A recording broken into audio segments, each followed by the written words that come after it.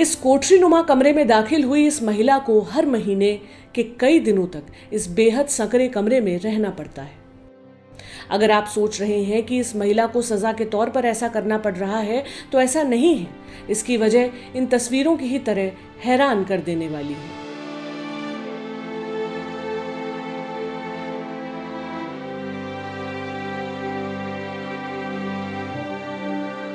सबसे पहले आप इस जगह के बारे में जान लीजिए।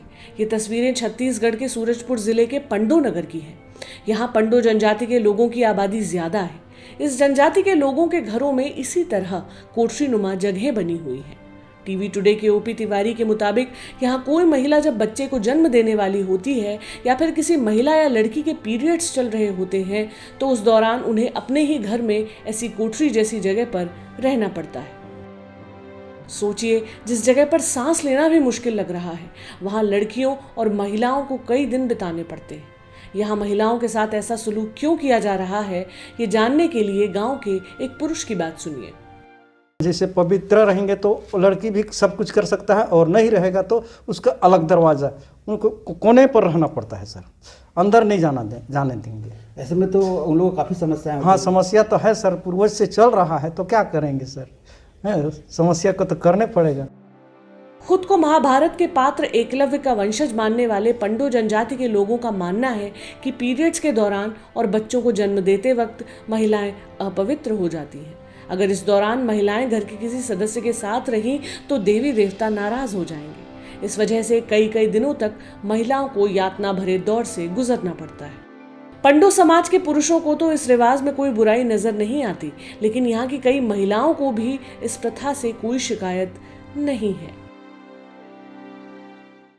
परंपरा को हम लोग नहीं खत्म करेंगे। कारण क्या है? कारण क्या है कि जो सियान थे उन लोग मानते हैं कि जो देवी देवता मानते हैं उसको मानते हैं कि मतलब अच्छा नहीं होगा, नुकसान होता है, जिससे तबीयत खराब चाहे कुछ हो जाता है ना। तुमन के दिक्कत नहीं होते? नहीं होते हो ही तो क्या करबो, हमारा पुरखा मन कर ले हैं। तो कई समाजसेवी संस्थाओं ने पंडो समाज में पीरियड्स को लेकर जागरूकता फैलाने की कोशिश की है।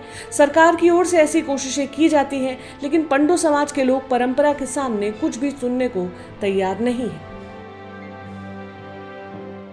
देखिए, जैसा आपने बताया कि ये उनकी परंपरा है। हमारा उद्देश्य हमेशा ये है कि लोगों की जो परंपराएं हैं उनको ये भी न लगे कि उनकी परंपराओं के साथ कोई छेड़छाड़ हो रही है। धीरे धीरे जागरूकता के माध्यम से इस जो आपने समस्या बताई है, इसका धीरे धीरे ही निराकरण हो सकता है। आने वाले समय में उसी जनजाति के जो पढ़े लिखे बच्चे हैं, लड़के हैं, लड़कियां हैं, उनको डायरेक्ट काउंसलिंग करके और वहाँ उस क्षेत्र में काम करने वाली जो स्वास्थ्य और आंगनबाड़ी या NRLM की महिलाएं हैं, उनके माध्यम से धीरे धीरे उनको मोटिवेट करने की कोशिश की जाएगी।